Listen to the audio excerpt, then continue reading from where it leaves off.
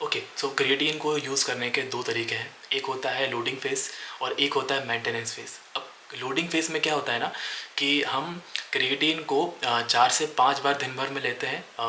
हर बार आप 4 से 5 ग्राम क्रिएटिन लेते हो, है ना। और इस तरीके से दिन भर में आप 20 से 25 ग्राम क्रिएटिन लेते हो और ये पूरा डोज ना आपका 1 हफ्ते तक चलता है, ठीक है। और ये क्यों करते हैं? ताकि हम क्रिएटिन की जो अमाउंट है मसल में वो बढ़ा सकें और जल्दी क्रिएटिन का जो रिज़ल्ट है वो देख सकें। ये होता है लोडिंग फेज़। अब होता है एक मेंटेनेंस फेज़, ये होता है लॉन्ग टर्म के लिए, ठीक है।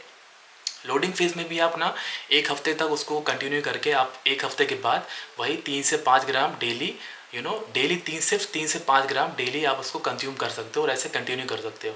और मेंटेनेंस फेज़ में हमेशा आप स्टार्ट ही ऐसे करते हो, 3 से 5 ग्राम आप से स्टार्ट करते हो क्रिएटिन को और वही कंटिन्यू रखते हो।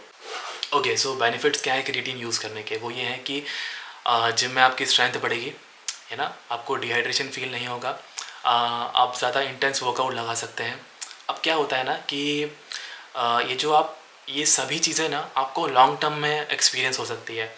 आपको ये जो 3 से 5 ग्राम क्रिएटिन आपको डेली लेना पड़ेगा और एटलीस्ट 2-3 महीने 4 महीने तक, है ना, आपको एकदम से कुछ समझ नहीं आएगा। आपको लगेगा कि कुछ रिज़ल्ट नहीं मिल रहा है, पर आप धीरे धीरे आपको समझ में आएगा कि आपकी स्ट्रेंथ बढ़ रही है। सबसे पहले जो आपको एक्सपीरियंस होगा वो आपके स्ट्रेंथ में ही होगा। जिम की जो स्ट्रेंथ है वही आपको सबसे पहले समझ आएगी क्रिएटिन लेने के बाद।